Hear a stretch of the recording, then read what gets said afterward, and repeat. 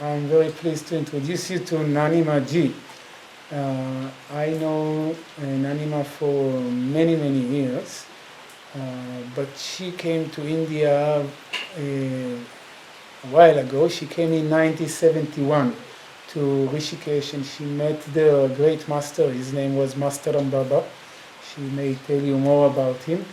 And she became his very close disciple until he passed away.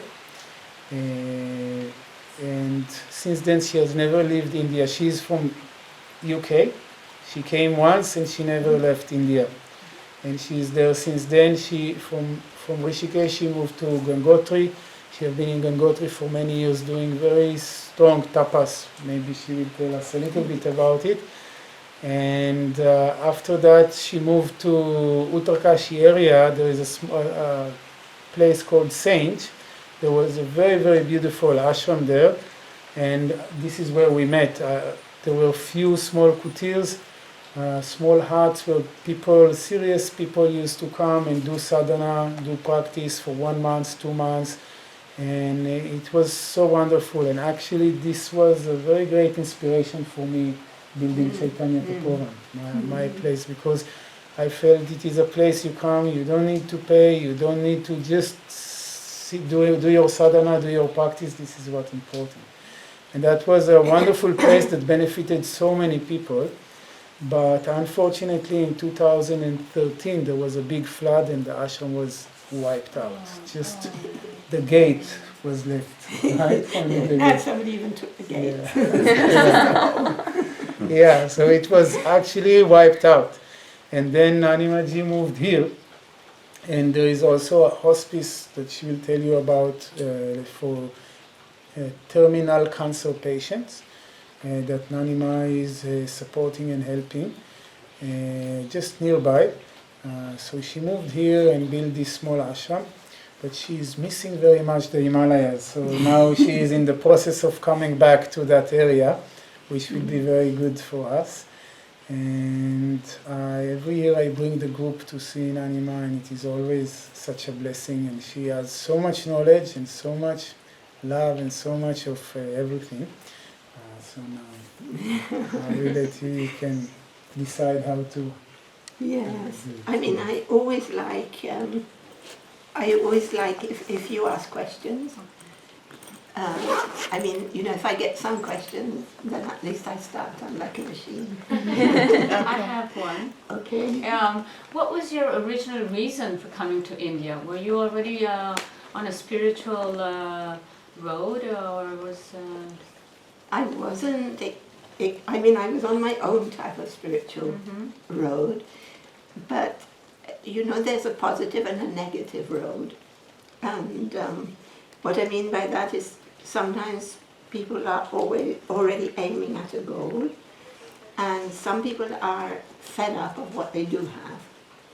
So for me it was a little bit of a mixture. As a child I was brought up as a Christian, but by mid-teens I got a little bit delusioned with the answers to my questions that were not really answered.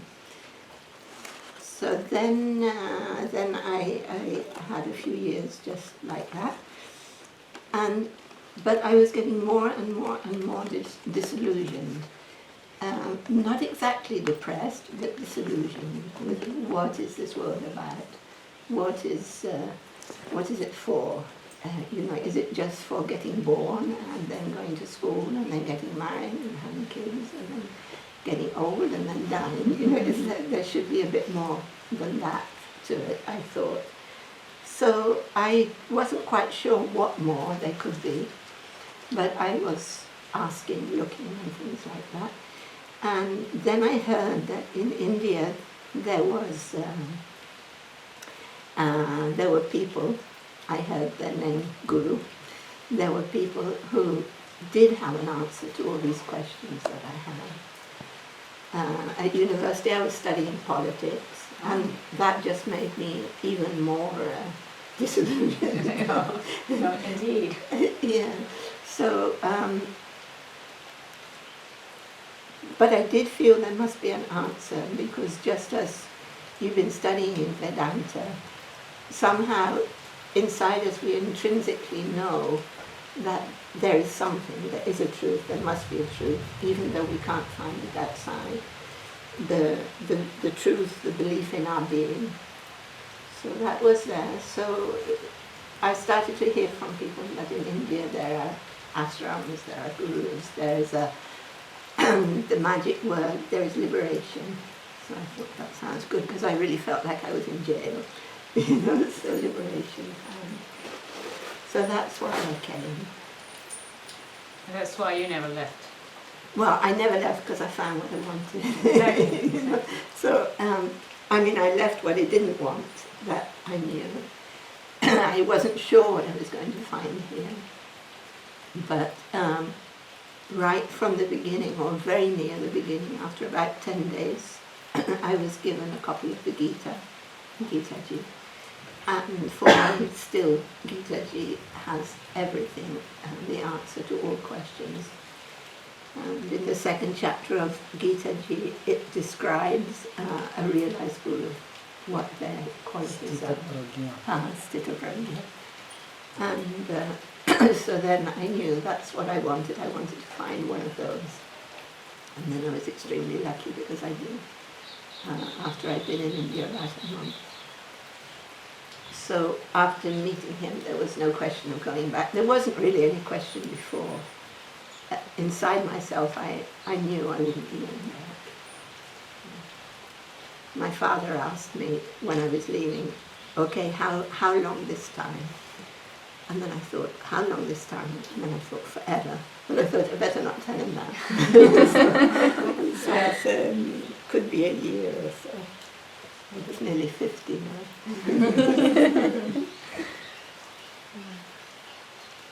Approximately 1 year. Yeah. Yes, approximately.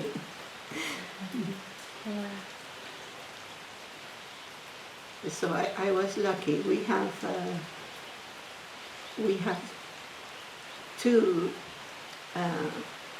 extremely valuable guides in India, which, I mean, they are everywhere, but in India we have the scriptures, which have been with us for millenniums, and we also have, we call it parampara, which means an unbroken line of teachers. So this line has never broken. So an unbroken line of teachers means that somewhere you can find people who can show you the way. So I was lucky to find both.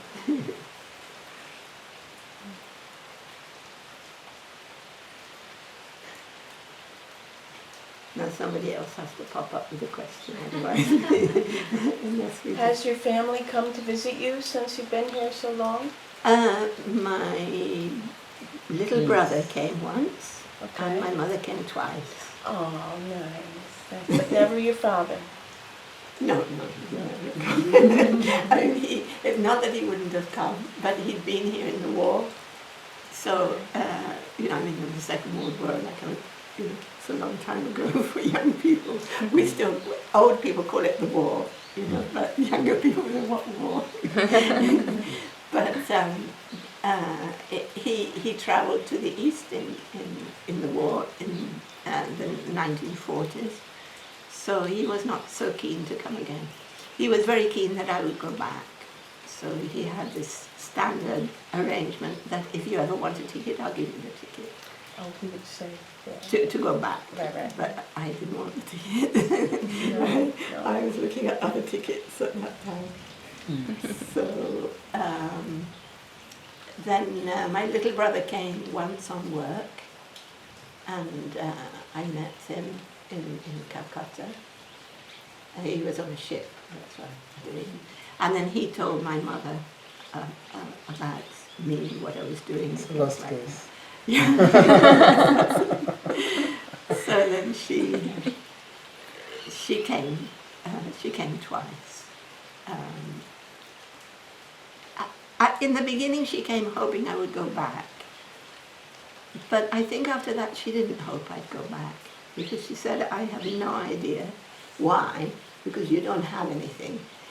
but she said, "You're happier than any of my other children." Okay. And she said, She "That's saw that. yeah." She said, "That's all a mother wants." Hmm. So she said, "I can't understand why, but it seems to be making you happy." So second time she went back, satisfied to a degree. Yeah, because the mother always wants her children to be happy, so if she Yeah. felt this, she... Yeah, she did feel that. I mean, she did know that. She said, "I wish I had what you have." Oh, that's So- sweet. Yeah, yeah. So I don't know what it is, but I wish I had it. Okay. Nunca vão ter essa. Yeah. We saw so many statues and deities where we were in the Yeah. yatra. Yeah. Maybe you can help us to understand, is this God, is this a symbol, how should we How to perceive, relate? Yes. See, statues are, in Sanskrit we call it pratik. It's a symbol. So it's very simple really to understand, because when you're separated from your family or people that you love, most people, I mean in the old days we had photos, nowadays you have everything on the mobile. Right. But you carry photos of people you love, and when you want to think of them, you have a look at them. Although you remember them perfectly well, once you see their face, you remember. You remember the way they smile, you remember the way they look, you remember the things they like to do, the things they say. So these photos we call pratik. They're symbols. It's not actually that person. But on the other hand, it reminds you of that person, and sometimes it gives you a contact with them. So these statues that you see are of two types. They're statues of gods. And when I say two types, I mean that some of them are gods, we say gods with a little g. So gods with a little g are basically the spirits of natural things, like one may be the wind god or the water god. So just as in our body we have an outside physical body, a gross body, we have a subtle body of our mind and sense organs, our prans, these things. And then we have a jivatma, which is Atma, but it's joined itself to a personality. So in our case, it's a human personality. So these gods, with a small g, they are mostly they look after the universe. They're like, prime ministers or ministers or cabinets and things like that. They run the place. And they are not necessarily spiritually elevated. In fact, many of them aren't. But they're just doing a job. Even so, in India and in many places in the East, the personification of them is worship. And they do have a person, just like we have. When I say person, I mean a mind-body complex. They also have. But instead of being a human at the jiva level, they're gods at the jiva level, which means they're slightly higher. Some of the other statues that you see will be of what people call with a capital G. So Godhead. yes, it's a god. It's God that the actual reality, which is all-pervading consciousness, which is being. That when it first, if it does, when it first changes into a manifestation, the very first part that comes out is, we call it sattvic, sattvic, sattvic, which means it's extremely pure, extremely pure. It has qualities to the absolute extreme, and when it wants, it can turn back to the unmanifested. It can be manifest or unmanifest. This we call God. So when I say we, Hindus, believe that sometimes takes incarnation, sometimes comes to earth to help out because we get in a mess. And it's mostly those incarnations that are worshipped as God because they had human form. Not all of them. Some of the statues that you see have not incarnated on earth and some of them have. So they are considered a little more highly than the gods, who are just like adhikaris, and they're just like, what's an adhikari in English? They're just, they run the place, you know. They're officers of state or whatever, officers of the universe. And the others are considered God. Just as in all countries, people have a feeling about what God looks like or what the way he acts or the way he does anything like that. You know? So for those people who like a personal God, these gods serve that purpose. In India we have, we have the two viewpoints. Some like a personal God, they like a manifest God, they like a God with form, and some like it without. So whoever he is or she is or whatever it is, has very kindly provided us with different things to suit everybody. So probably in India possibly more than anywhere else, although there have always been civilizations which have personified devatas and personified the highest form of God. So when we have statues like that, just as with our photo we can remember the people we love, when we see the statue, we can bow to that statue. It's not that you're bowing to the stone, you're bowing to what it represents. You know, when you really love someone, you kiss the phone, you know, or you kiss the photo, or you catch hold of the kid's cheek or something, you know. So in the same way, people bow down before the statues. They offer fruits, they offer whatever they want to offer to God, they offer it to the... but, you have to think of it as God, or think of it as representing God. Then only that feeling comes. Is that okay?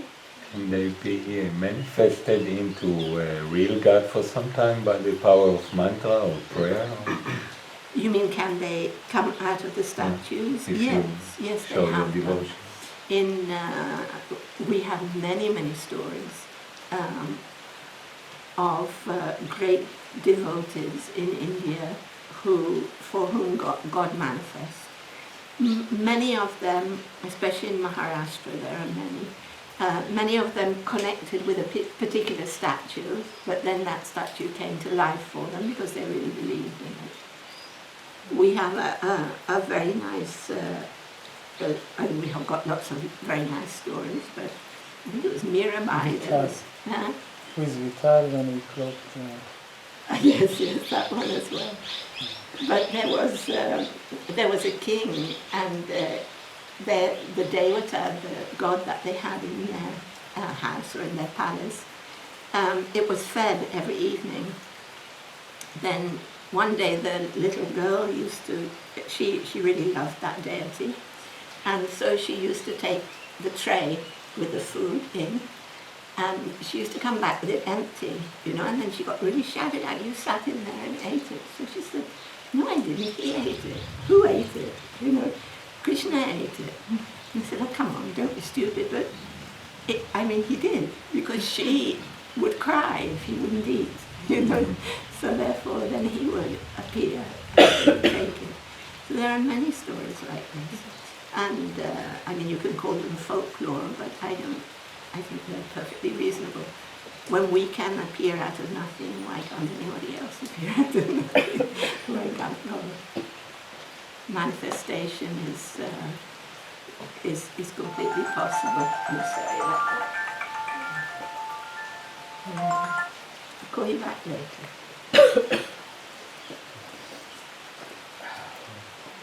That will go, because usually I'm free in the afternoons. in the morning I do my own, I do my own stuff, and in the afternoon I'm working for the hospice. So, I have a question. Since the beginning of the yatra, we met 11 or 12 Swami who are men. We are the first women. And my question is... We met also that Swami Pramananda. You met Pramananda? We didn't have a talk with her, but we saw her every day. That you saw it 12. So my question is, what about women in the Swami's world? And how do you work with people? Are you together in women world or with? I mean, we're mostly together. Of course, the male Swamis are afraid of us. It's true. I mean, they're afraid that we might disturb them from their path. Similarly, we're afraid as well.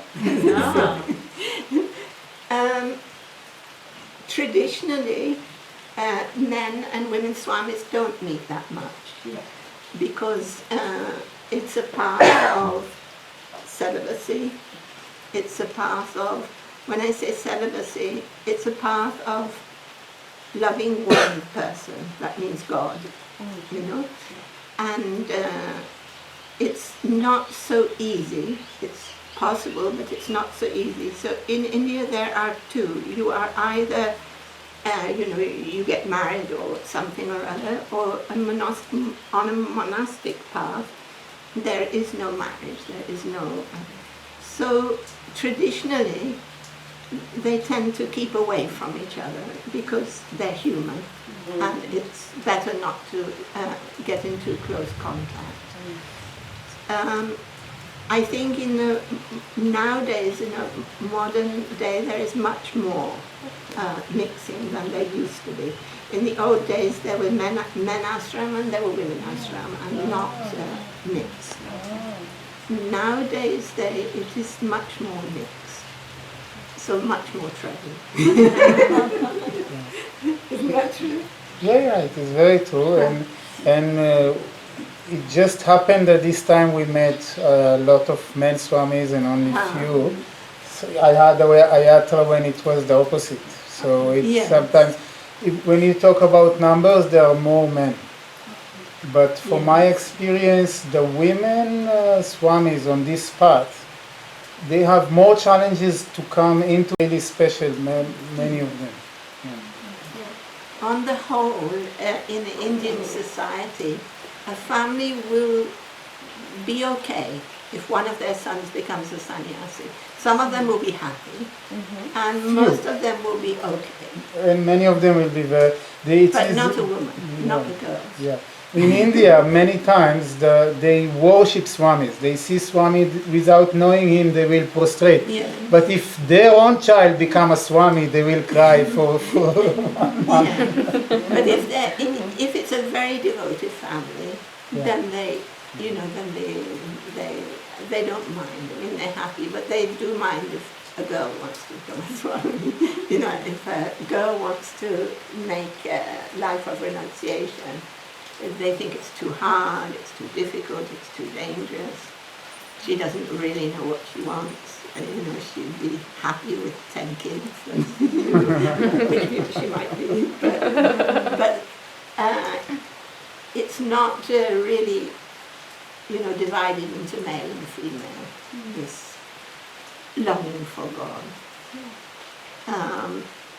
I think Swami, you may have heard this story before, but when I was first with my Guruji, I used to bathe in the Ganga every day, 3 times. It's a traditional thing.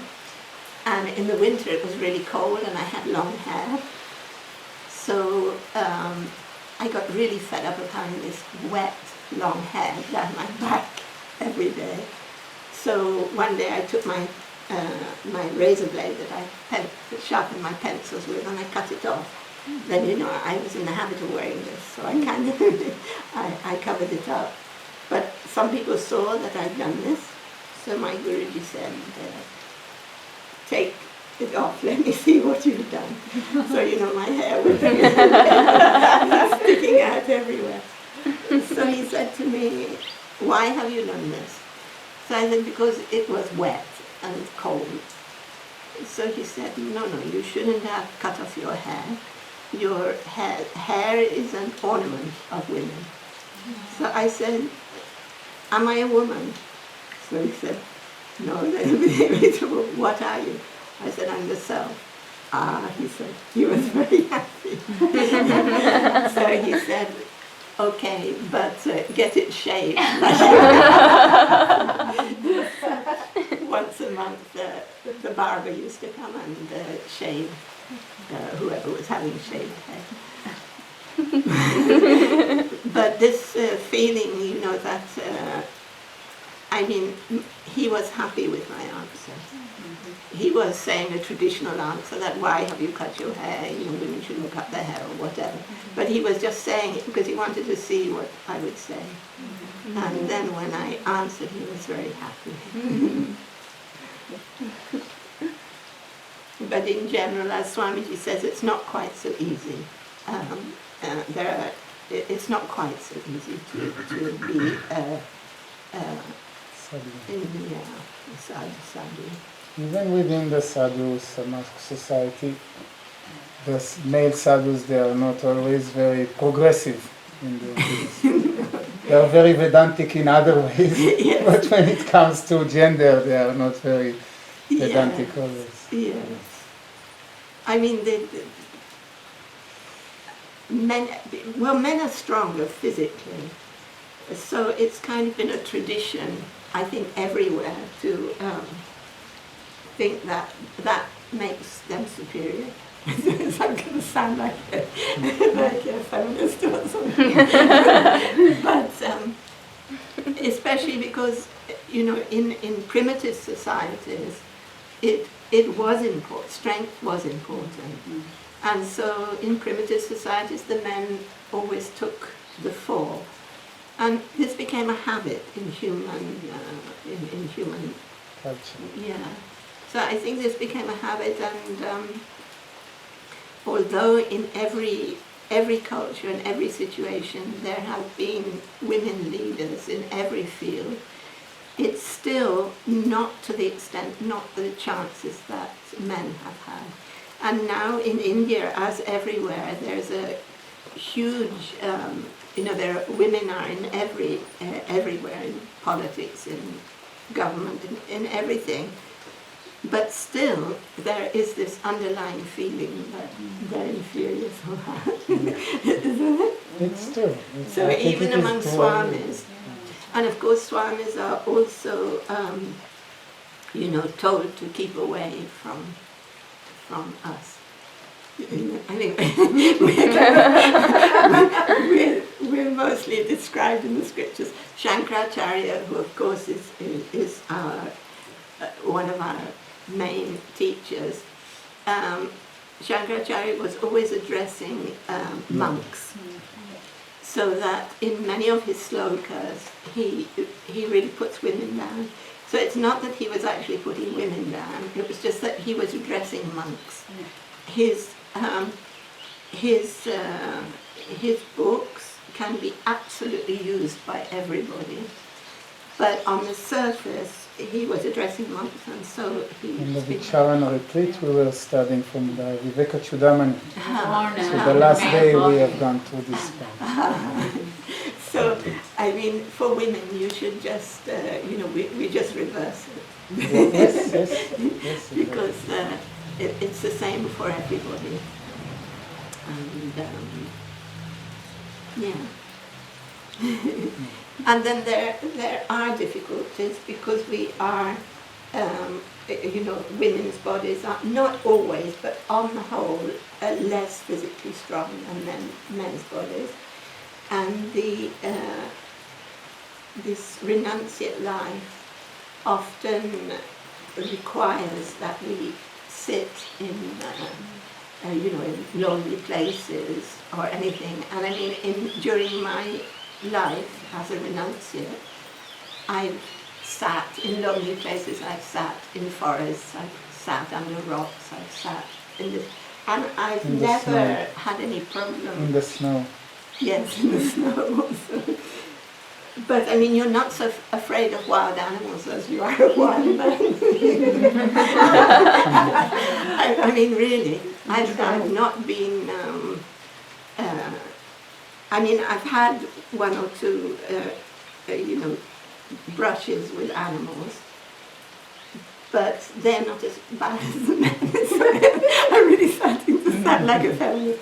I mean, but if you're alone somewhere, it's not really them that you're afraid of so much. Monkeys can be very vicious. I've had occasions with snakes, but snakes are really well behaved. No, I mean, if you're calm, they're okay. Yeah. They're not dangerous. Monkeys are, you just don't have to look them in the eye. You have to look the other way. And I've not come across tigers and things like that. So, but I've had one or two brushes with men when I've been meditating separately. So this is sad. This is sad. On the whole, a sannyasi man can sit in a jungle or something like that without fear.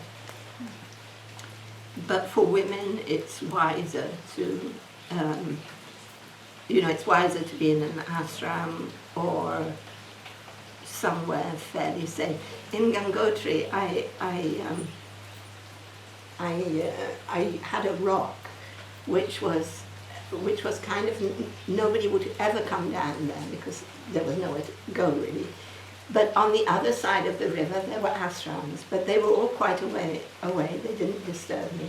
But I sat there deliberately because I thought, it's kind of safe, because it was in plain view, although I was far away from them. But it was something it was just protected. So unfortunately we have to think of those things so that our sadhana is not disturbed. Yeah, I think in our society today we still have to teach girls and young women this. It's the fact of life. Yes, it is. It is. Yeah. Yeah. But with a woman who wants to go into a life of renunciation, there is more chance of her being wanting to be alone, because sadhana is really done alone. I know that nowadays, of course, not if you're studying, then you can study together. And nowadays people also meditate together. But traditionally, we meditate together because sometimes the collective vibration helps people. But in fact, meditation is something you do on your own. So if a renunciate's path is meditation, it's better to be alone. But for women, it's best, they should try and be safe at the same time. Be safe. Yes. Do you think that for finding that truth or that liberation, it should we start with the renunciation? We should. The only way is renunciation. But when we say that, then we have to understand what renunciation is. There are two types of renunciation. People that have taken robes, they should be renunciates outside and inside. But the main renunciation is inside. But it's very easy for us to say, oh, I'm renounced inside, and we do whatever we want. But it's not like that. True renunciation comes from the inside and is reflected outside. So it can be done by everybody, and it's necessary for everybody, because you see, you're making a choice. what is renunciation? I mean, the actual word means to give something up, to renounce something. So, as Jivatmas, we are as if we were on the threshold. We sit on the threshold. We sit on the threshold, and on the outside is our mind-body complex and the universe. And inside, I'm speaking in relation to the body, obviously. And inside is the pure self. When we speak of renunciation, we're speaking of renouncing the outside. Renouncing the outside helps us to turn inwards. Otherwise, it's very difficult, because in the Upanishads it says, that our mind-body complex were created facing outside. So all our sense organs. So all our sense objects are running outside to the objects and things that we see and hear and touch in the universe. So we get very much engaged out there. Now, the less we can be engaged out here, the more easy it is for us to turn inside and find what's beyond those things. It's not really inside and outside, but it is when we are in the body, we relate to what's outside our body and what's inside. So renunciation is absolutely important. It's the only way. In the 6th chapter of Gita, when Arjuna asks Krishna about the difficulty he finds in meditating and concentrating on God, and Krishna says abhyasa vairagya. So practice, yes, but vairagya. So vairagya is dispassion, and dispassion implies renunciation, or it can be taken as being the same thing. We tend to think of renunciation as actually dropping something physically, but it's not that. If we truly renounce, it doesn't matter. But this is not something that has to be used as an excuse. This is something that has to be really, really thought about, each person, each sadhak. That why am I taking things from outside? Is it the result of my desires, or is it just because that's my position in life and that's what I have to do? I mean, I have to dress in a certain way. If I go to work, I have to do this, I have to do that. So that is something that only an individual has to understand, and he has to be honest. Because if he's not honest, not only he might fool other people, but fooling other people is no problem. But if you're fooling yourself, then it's a big problem. Yes, it's like day and night, spirit and matter. This is what it's all about. So until we can renounce, at least mentally, matter, we can't really delve into the spiritual. So sometimes that seems like a difficult thing, but it can be done slowly and surely. Priorities. Where our priorities lie.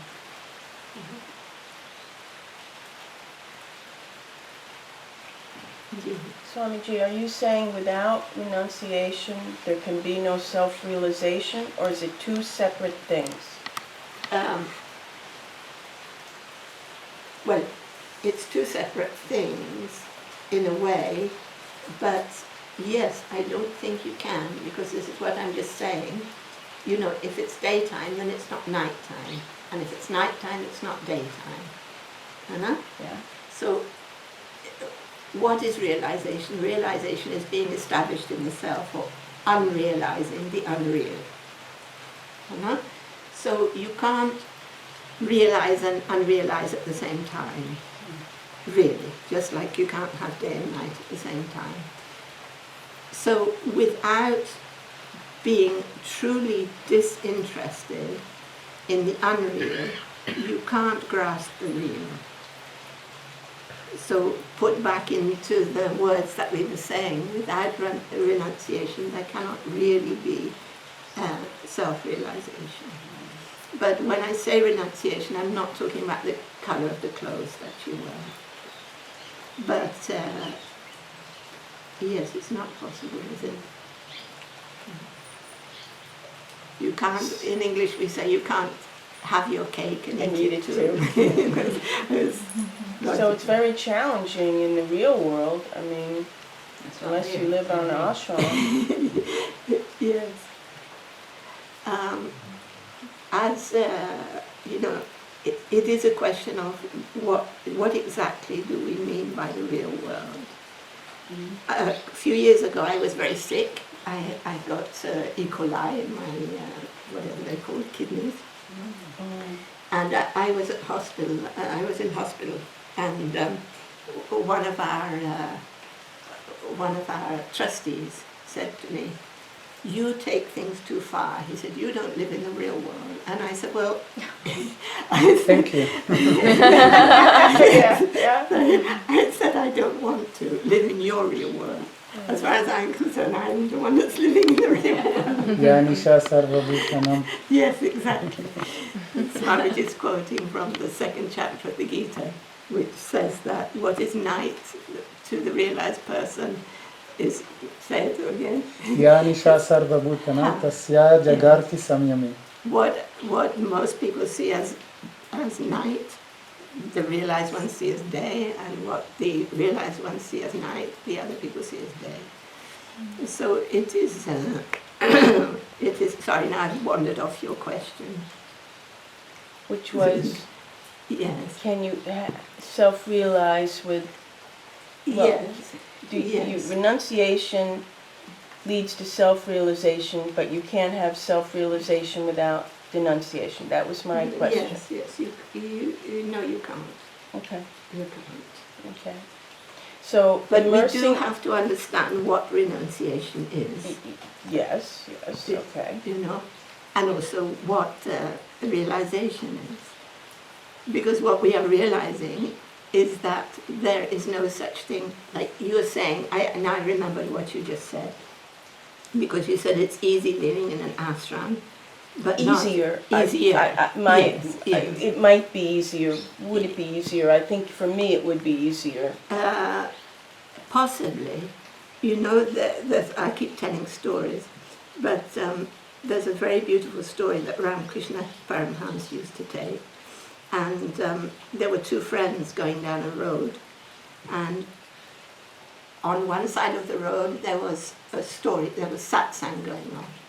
And on the other side of the road there was a whorehouse, a house where they did pleasure. Yes, we know. Brothel. Prostitute. And as they went along, you know, one of the friends said, "I think I'll go and listen to satsang." And the other one said, "Oh, sure. I'll go to the I'm other going side. here." So he went into the brothel.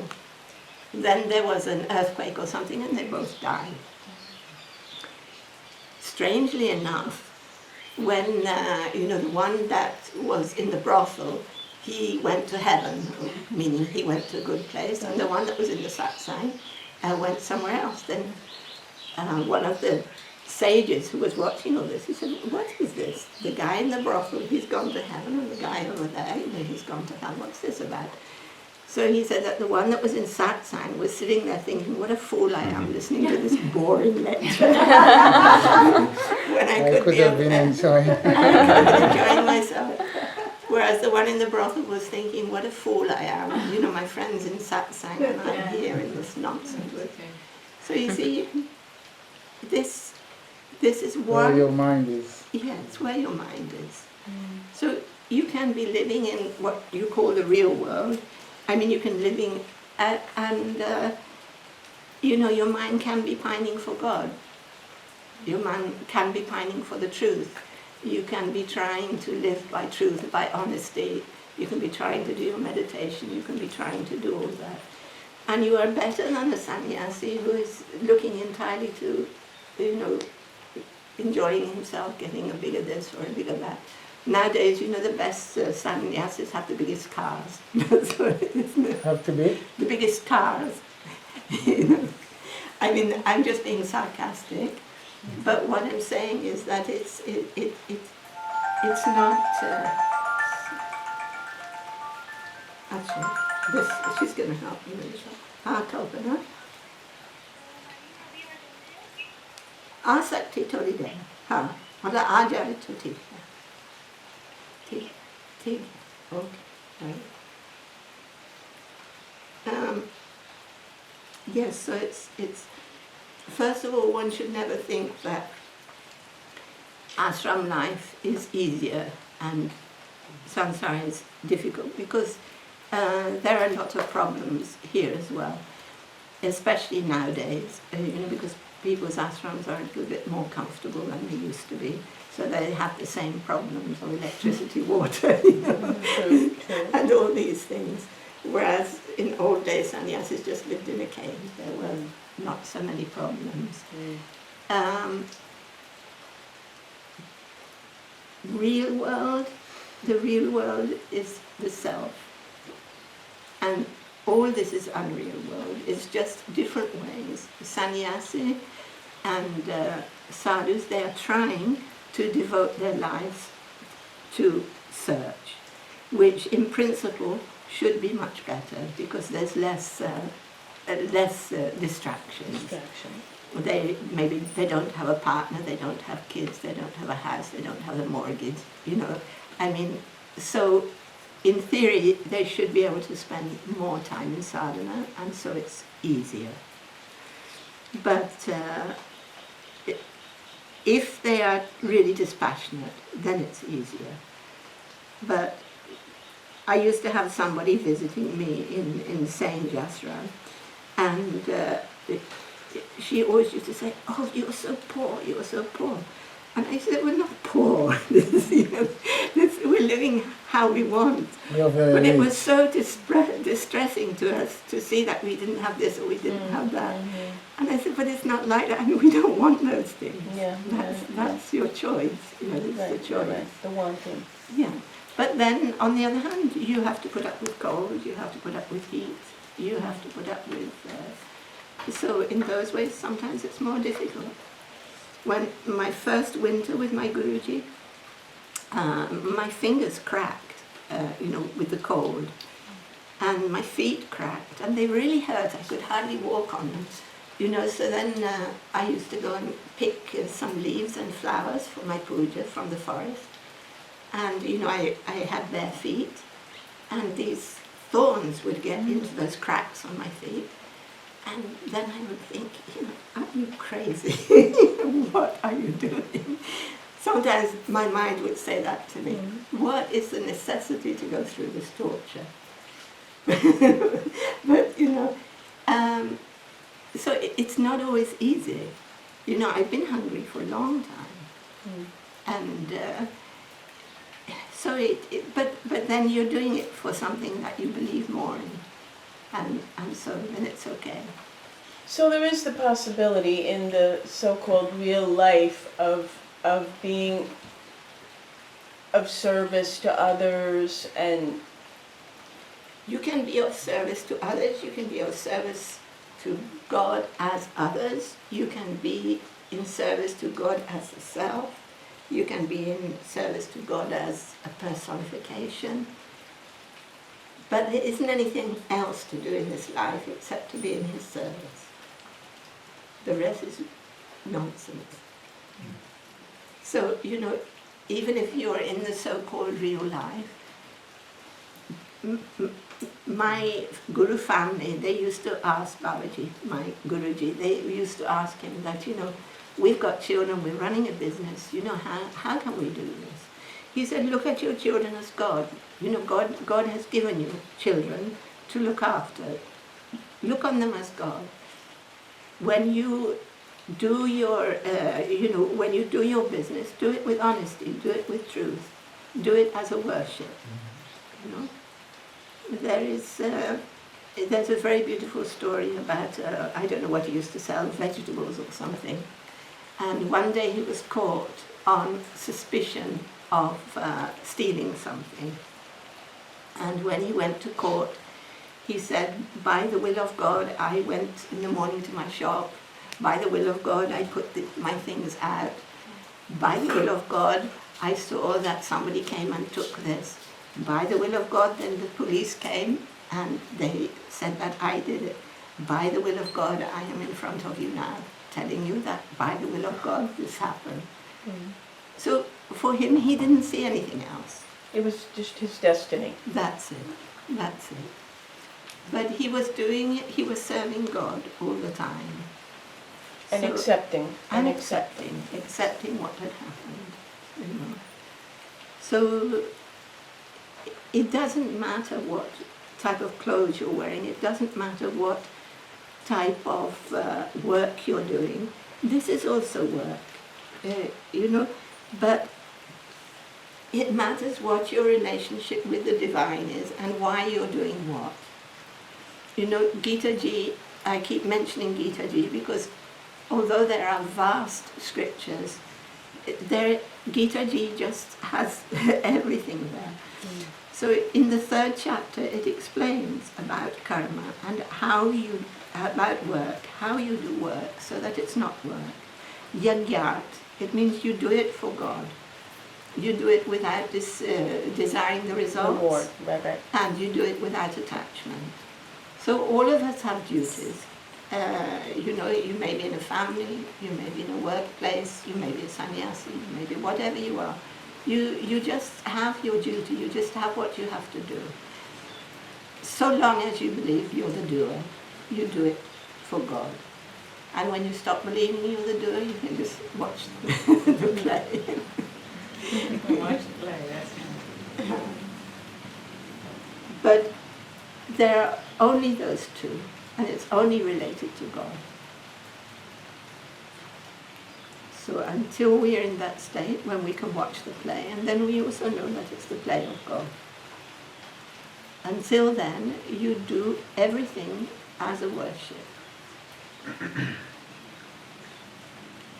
Makes sense, Hannah? Because there's nothing else to do here. Whatever comes to us comes according to our prarabdha. So we don't have to worry and grab. Nanima, I want you please to talk a little bit about the project of the hospice. Yes. Tell us. Maybe tell us how it came about, how you got involved in it, and what you're doing, because I didn't really tell them, they don't know what you're doing. So. Yes, I'm doing two things. Yes, this is what I'm doing, see. I'm running this huge thing. So, even as a renunciate, I spent most of my life as a sadhu meditating and studying. But for the last 10 years, and particularly for the last 6 years, I've been involved in a project. And it's very important for us to understand that whatever we're doing outside with our mind-body complex, we can still be immersed in God. This is important for everybody because outside work comes according to our prarabdha.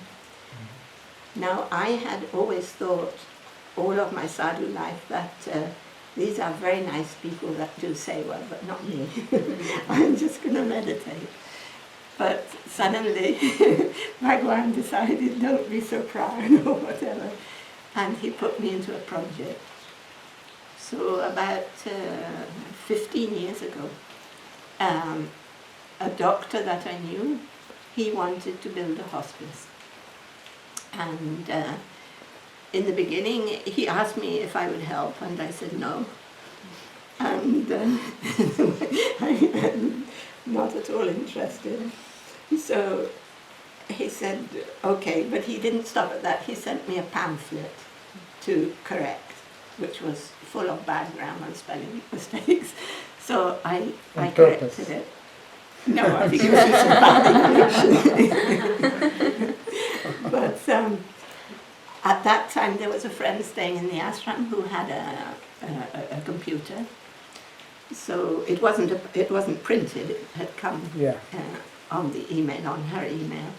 So I corrected it, and then of course it got printed, and he sent me another one.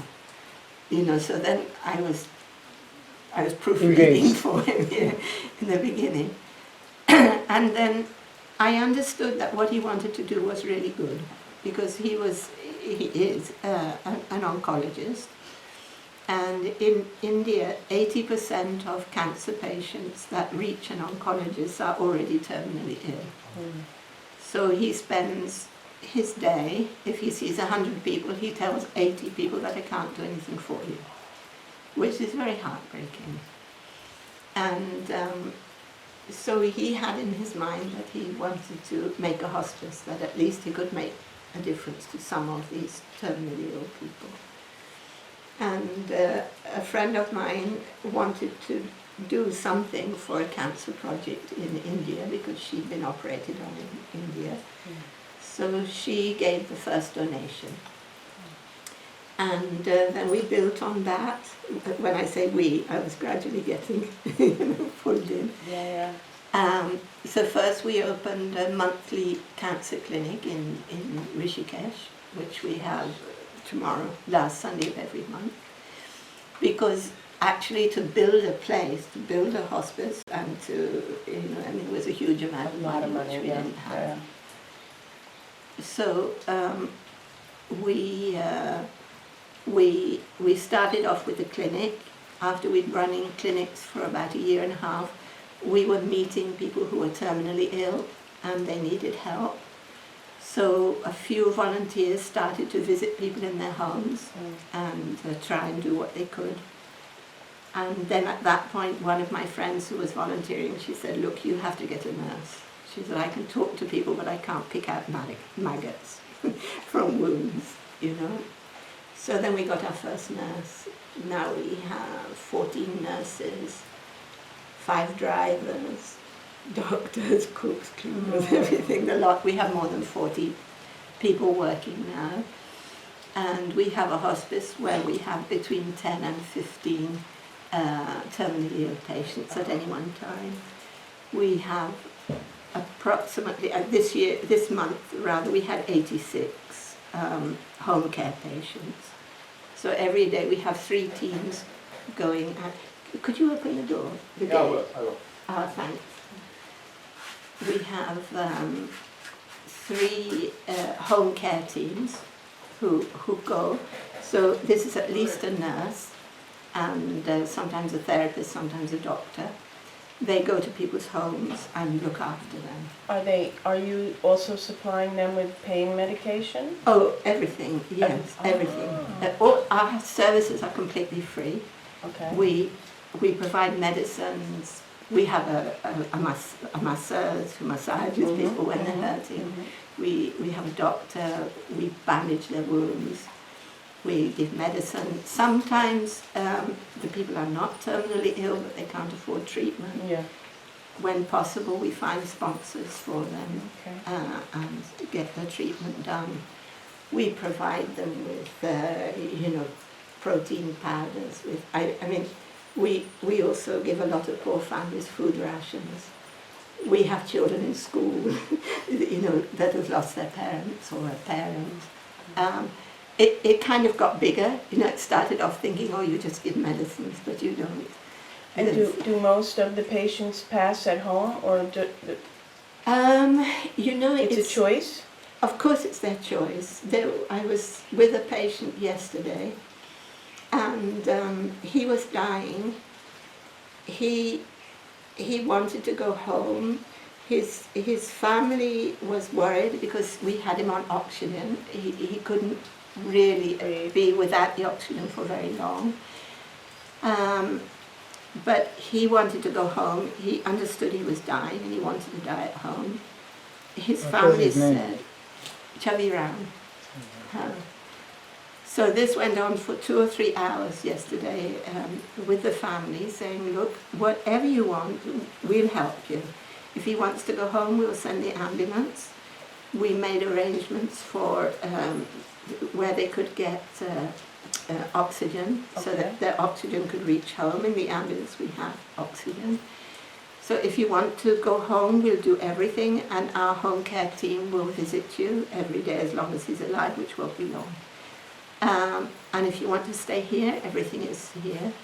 One patient and one carer is completely free.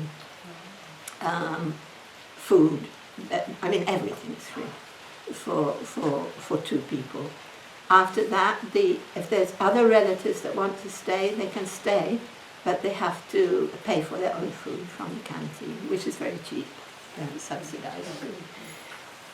But in the end, he went home about 8 o'clock.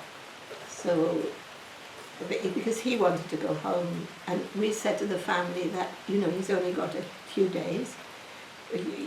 You all have to decide, and we'll facilitate whatever you want. You know. So, yes, sometimes quite a lot of them want to die at home. Some of them really can't go home.